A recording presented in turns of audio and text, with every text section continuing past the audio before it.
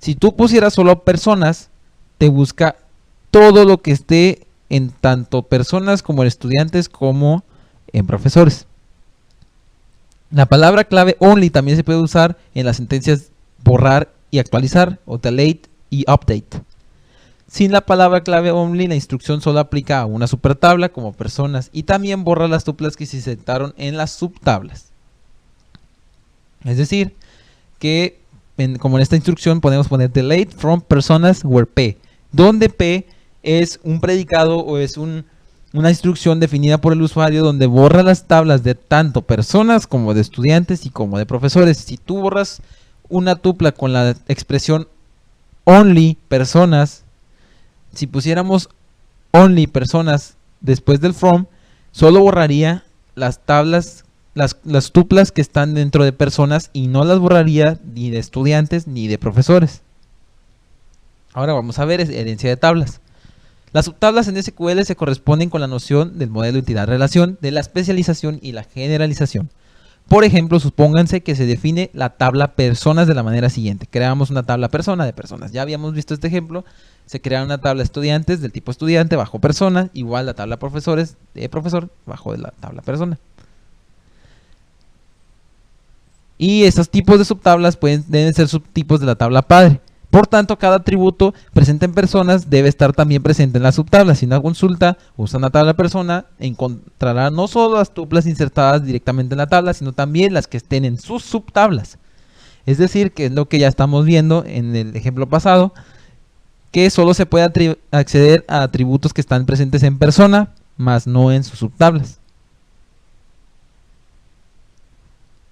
Ahora tenemos tipos de arreglo multiconjunto en SQL. SQL soporta dos tipos de conjuntos arrays y multiconjuntos. Un multiconjunto es un conjunto no ordenado en el que cada elemento puede aparecer muchas veces. Los multiconjuntos como los conjuntos, salvo que los conjuntos... Los multiconjuntos son como los conjuntos, salvo que los conjuntos permiten que cada elemento aparezca, como mucho una vez. Es decir, que los multiconjuntos nada más permiten que los conjuntos... que cada elemento de los conjuntos aparezca a lo mucho una vez, es decir, que no va a salir varias veces.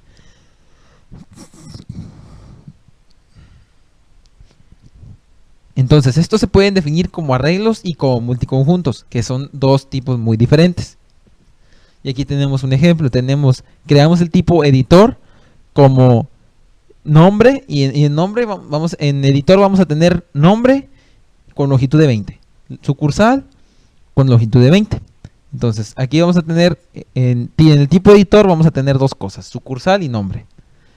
Luego creamos el tipo libro como que tenga dentro título, longitud de 20, array de autores, un arreglo de 20, longitud de 20 y de 10 elementos. Una fecha de publicación de tipo fecha, un editor del tipo de datos editor y un conjunto de palabras clave de tipo de 20, de longitud 20, y cuando le pone el multiset quiere decir que vamos a crearlo como un multiconjunto. También, y luego para finalizar terminamos creando la tabla libro del tipo libro, en donde libro va a contener título, array de autores, fecha de publicación, editor, conjunto de palabras clave. Esos atributos que fueron declarados en el tipo libro van a aparecer en la tabla libro. La primera instrucción define el tipo denominado editor, que tiene dos componentes, nombre y sucursal. La segunda define el tipo estructurado libro, que contiene un arreglo de autores, que es un array de hasta 10 nombres de autor, una fecha de publicación, un editor y un multiconjunto de palabras clave. Finalmente se crea la tabla de libros, que contiene las tuplas del tipo libro. Luego ahora veremos la identidad de los objetos y tipos de referencia en SQL.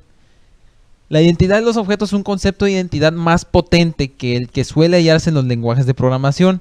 O sea, hace que es algo mucho más influyente porque tiene un significado mucho más profundo. Es algo que nos mantiene, que no encontramos en la programación como nosotros la vemos. Es un concepto un poco más variado, que nos ofrece más cosas. En los modelos de datos que no se basan en la programación orientada a objetos. O sea, en el tipo de la identidad de los tipos La identidad de los objetos y tipos de referencia en SQL es un concepto mucho más grande. Dice, tenemos ejemplos de identidad. El valor. Se utiliza un valor de datos como identidad. Esta forma de identidad se utiliza en los sistemas relacionales. Por ejemplo, el valor de la clave primaria de una tupla identifica a dicha tupla. Es decir, que la identidad aquí es mucho más impuesta. Si nosotros vemos lo mismo de una manera, si nosotros queremos llevarlo eso a un lenguaje de programación, no es de una forma tan única, porque a esta, cuando tú le declaras un valor de la clave primaria para dicha tupla, esa la identifica, y ese sabemos que esa tupla es exactamente esa clave primaria. También por el nombre, que se utiliza como identidad proporcionada por el usuario. Esta forma de identidad suele utilizarse para los archivos en los sistemas de archivos. Todo archivo tiene un nombre que lo identifica de manera unívoca independientemente de su contenido. Es decir, que el nombre, tanto el valor como el nombre, son dos de las cosas que nos ayudan a identificar exactamente lo que estamos buscando en una base de datos orientada a objetos. También en lo incorporado que esté, se incluye el concepto de identidad en el modelo de datos o en el lenguaje de programación y no hace falta que el usuario proporcione ningún identificador. Esta forma de identidad se utiliza en los sistemas orientados a objetos. Cada objeto recibe del sistema de manera automática un identificador en el momento que se crea. Es decir, que justo cuando tú creas un cierto elemento en una base de datos orientada a objetos, el sistema ya de por sí ya te da como una clave para identificar dicho objeto. Ni aunque tú se la declares como personalizada. El sistema ya le está dando por sí mismo un valor específico o un identificador como un estilo código de barras, digámoslo así, para que sepas que ese es ese objeto y hasta ahí. Los lenguajes orientados a objetos proporcionan la posibilidad de hacer referencia a los objetos. El atributo de un tipo puede ser una referencia a un objeto de un tipo especificado. Por ejemplo, en SQL se puede definir un tipo departamento, es decir, que como estábamos viendo al principio de la explicación, en SQL podemos definir cualquier cosa como un tipo. Es decir, que yo puedo crear para una persona un tipo, puedo crear algo llamado tipo persona, o sea, una variable de tipo persona, nada más poniéndole sus atributos, ya sea que uno va a ser de texto, otro va a ser de tipo fecha, para llevar su nombre y su fecha de nacimiento, por ejemplo. Y ahí yo creo ya mi tipo de persona. Entonces, si lo vemos de esta forma, aquí estamos creando en este ejemplo un tipo de departamento. O sea, un tipo de dato llamado departamento, en el cual dentro de este tipo de departamento vamos a tener dos atributos que van a ser nombre de longitud 20 y director, que hace referencia a persona, y esta sentencia que dice scope, que es como para proyectar lo que es la persona, lo que es la tabla persona, y terminamos cerrando el paréntesis, creamos la tabla departamento de tipo departamento. La referencia en este ejemplo está restringida a tuplas de la tabla persona, o sea que es nada más podemos sacar tuplas de esa tabla. La restricción de scope es de una referencia a las tablas, a las tuplas de una tabla, es obligatoria en SQL y hace que las referencias se comporten como claves externas. O sea que aquí con esa scope, con esa instrucción de scope, estamos restringiendo que todo lo que se haya visto en lo del, o más bien todo lo que es el tipo persona de la tabla persona solo se refiera o solo se limite a la tabla persona y no meta las subtablas que ya habíamos visto en ese mismo ejemplo. La tabla referenciada debe tener un atributo que almacene el identificador de la tupla. Este atributo, denominado autorreferencial, se declara añadiendo la cláusula ref is a la instrucción create table. Y aquí vemos en el ejemplo que creamos la tabla persona de el tipo persona, ref is para denominar que es un atributo autorreferencial, ido y luego system generate, que es parte de lo del default del sistema, o sea, es algo, eso es parte eso es algo generado por el sistema. donde IDO es un nombre de atributo, no una palabra clave. La subconsulta anterior podría haberse llamado selectp.ido en lugar de selectref y luego poner p. Y por último, y el último tema de esta presentación, tenemos la implementación de las características OR. Entonces, los sistemas de base de datos relacionales orientados a objetos son básicamente extensiones de los sistemas de base de datos relacionales ya existentes. Las modificaciones resultan claramente necesarias en muchos niveles del sistema de base de datos. La manera tradicional de realizar estas interfaces de las bases de datos con los lenguajes de programación es incorporar SQL dentro del lenguaje de programación. Tenemos los lenguajes de programación persistentes. Son lenguajes de programación extendidos con estructuras para el tratamiento de datos persistentes. Estos pueden distinguirse de los lenguajes con SQL incorporado al menos de dos maneras, que vamos a ver a continuación.